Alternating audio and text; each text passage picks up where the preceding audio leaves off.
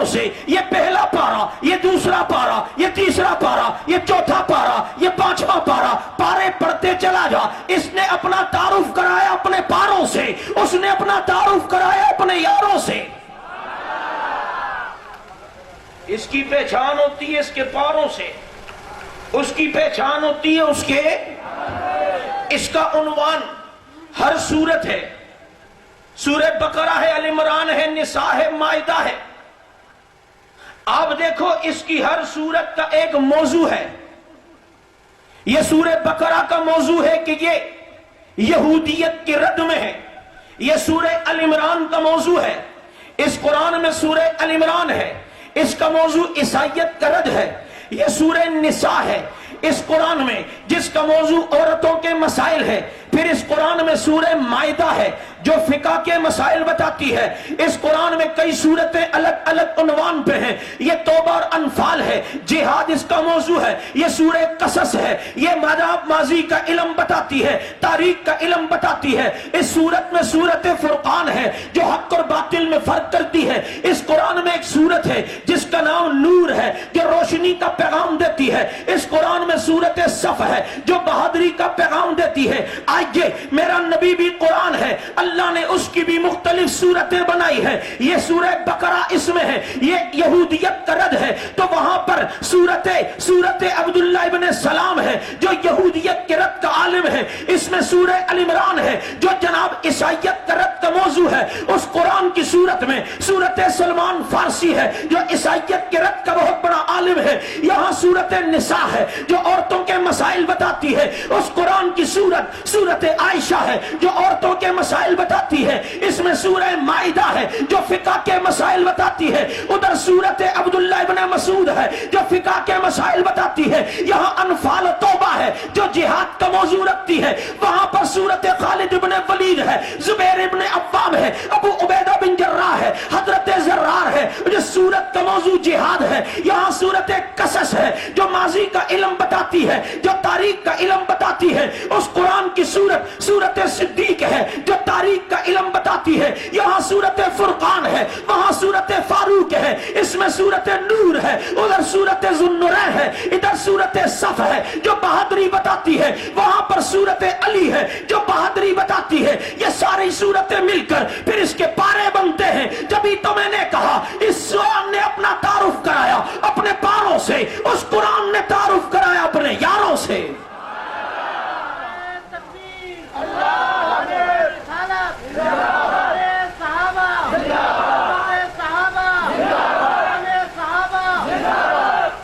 اس قرآن کو پڑھنے کے لیے،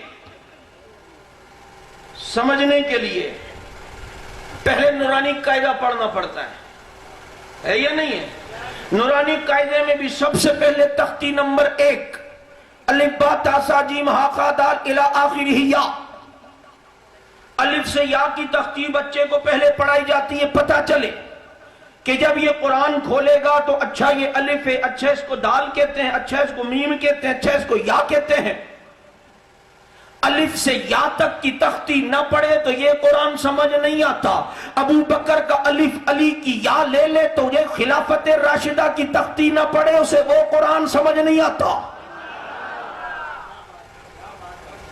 جس نے ابو بکر کو نہیں سمجھا، عمر عثمان و علی کو، خلافت راشدہ کو، حق چار یار کو جنہوں نے نہیں سمجھا تو وہ قرآن بھی سمجھ میں نہیں آتا۔ ادھر سمجھنے کے لیے الف سے یا کی تختی ضروری، وہاں اس قرآن کو سمجھنے کے لیے بھی ابو بکر سے علی تک کا دور خلافت اس کا سمجھنا بھی ضروری ہے۔ تو یہ بھی قرآن ہے، وہ بھی قرآن ہے۔ اچھا، قرآن یہ بھی ہے، قرآن وہ بھی ہے۔ میں نے کہا یا اللہ، میرا نبی بھی قرآن ہے، یہ بھی قرآن ہے، چلو اس کو تو ہم کھولتے ہیں۔ ہمیں نظر آتا ہے جناب یہ رکوع نمبر 1، یہ رکوع نمبر 2، یہ رکوع نمبر 3، بھئی یہ رکوع ہے۔ اچھا پھر اس قرآن میں تو 14 سجدے ہیں، سجدے بھی ہیں، رکوع بھی ہیں۔ یا اللہ میرا نبی بھی اگر قرآن ہے تو ادھر کے رکوع اور سجود، تو کہا اس کے پاروں میں بھی رکوع اور سجود، اس کے یاروں میں بھی رکوع اور سجود۔ قرآن نہیں پڑھا، تراہم رکعن سجدا، تم نے کسی کو دیکھو گے تو رکوع میں پاؤ گے، کسی کو دیکھو گے تو سجدے میں پاؤ گے۔ کے پاروں میں رکوع سجود، اس کے یاروں میں تراہم رکعن سجدا۔ رکوع سجدے میں نظر آ رہے ہیں یا نہیں آ رہے؟ اچھا یا اللہ یہ قرآن، میرا نبی بھی قرآن، اس کو تو ہم جب مسجد میں اٹھاتے ہیں تپائی پھر رحل پہ رکھتے ہیں، پھر پڑھنا شروع کرتے ہیں۔ یا اللہ میرا نبی قرآن ہے، پھر اس کی رحل،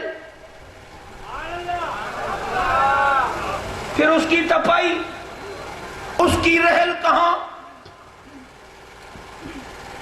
کہا کہ ہجرت والی رات نہیں دیکھا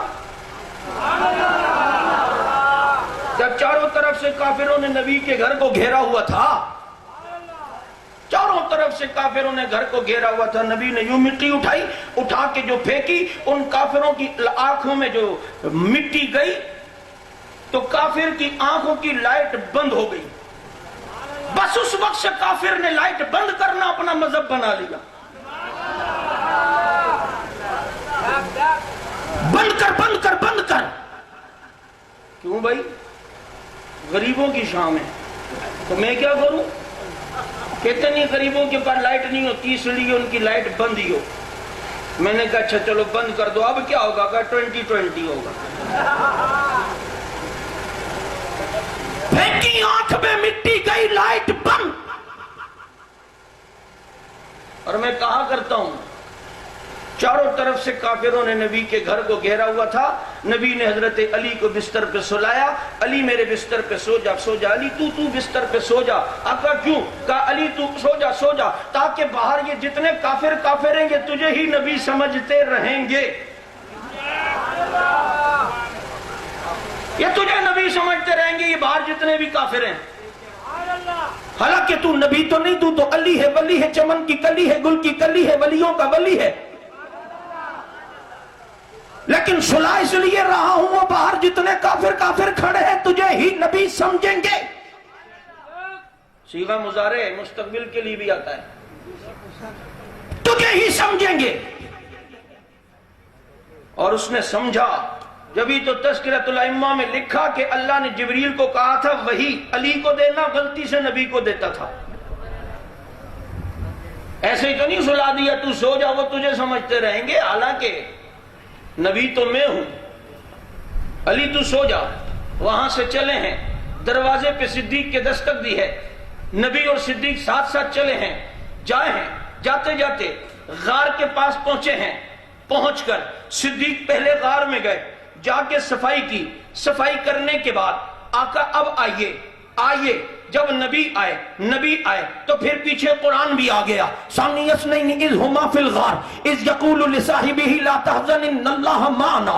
تو میرا دوست یہ ذرا سن لے، آگے تراویح بھی آ رہی ہے، حافظ بھی تمہیں بہت سارے نظر آئیں گے، لیکن ایک قوم ایسی ہے اس کے پاس حافظ کیوں نہیں ہے؟ کیونکہ تم نے غار میں دیکھا کہ بڑی کدورتیں تھی، بڑے کانٹے تھے، بڑی گند تھی۔ پہلے صدیق گیا، جا کے صفائی کی، صفائی کر کے آقا اب آئیے، پھر نبی آئے تو پھر پیچھے قرآن آیا۔ میرا تیرا دل بھی بمنزلہ غار کے ہے، پہلے محبت صدیقی آ کر اس دل سے صفائی کرے گی، پھر محبت نبوی آئے گی، اس محبت نبوی کے آنے کے بعد جبھی تو قرآن سینے میں محفوظ ہوگا۔ پہلے صدیق کو لانا پڑے گا، جب تک صدیق نہ آئے مصطفیٰ آتے ہی نہیں ہے، آتے ہی نہیں ہے۔ یہ بھی قرآن، میرا نبی بھی قرآن۔ صدیق نے جھولی پھیلائی، آقا کا سر صدیق کی جھولی میں، رب نے کہا جس نے اس قرآن کی رحل دیکھنی ہو مسجد میں دیکھو، جس نے اس قرآن کی رحل دیکھنی ہو غار میں صدیق کی گود دیکھو۔ یہ صدیق کی گود اس قرآن کی رحل ہے۔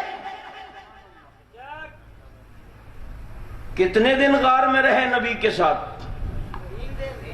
بولو، کہ شاید افریدی کے رنز پتہ ہیں، صرف برازیل کے میچوں کا ریکارڈ پتہ ہے، یا کچھ ان کا بھی پتہ ہے؟ کتنے دن نبی اور صدیق غار میں رہے ہیں؟ کتنے دن؟ اچھا تینوں دن نبی سوئے ہیں کیا؟ نہیں سمجھے؟ میں تمہیں جھنگوی کا مشن، جھنگوی کا پروگرام، جھنگوی کا کاج، جھنگوی کا کام کی سنت وہ غار سے بتا رہا ہوں۔ کیا تینوں دن نبی سوئے ہیں؟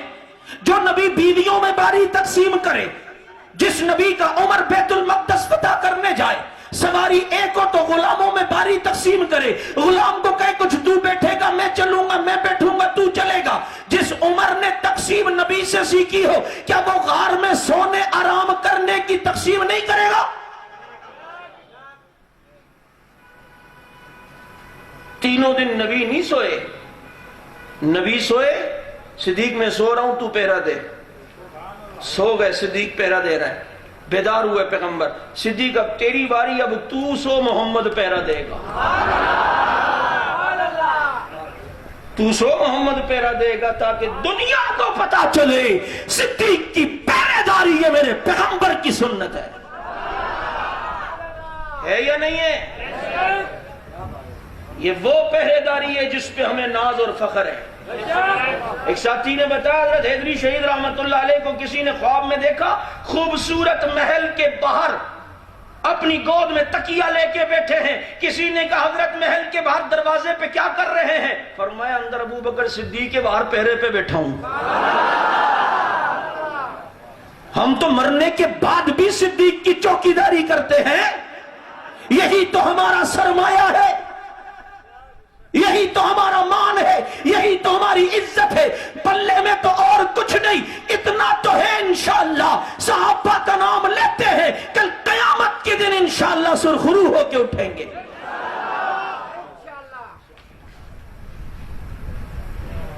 نبی اور صدیق غار میں کئی جگہ کہہ رہا ہوں آج کل، اوپر مکڑی نے جالا تن لیا، کبوتری نے انڈے دے دیے، کافر آئے اور آگے دیکھا، کھوجیوں نے کہا یہاں پر ہیں، انہوں نے کہا پاگل تو نہیں ہوگا، یہاں ہوتے تو کبوتری انڈے دیتی، کبوتری تو ویرانے پہ انڈے دیتی ہے۔ سجاول والوں آج بڑے بڑے آئے ہمیں ختم کرنے کے لیے، مشرف صاحب بھی آئے، اور اب تھوڑی تھوڑی اس کو بھی مستی ہو رہی ہے۔ حضرت جی جتنے تھوڑے بہت بال ہیں نا ذرا انہی کا خیال رکھ لو، کہیں یہ بھی نہ ختم ہو جائیں۔ مشرف آیا، پابندی لگائے، پابند کر دو، پابندی، یہ کل عدم ہے۔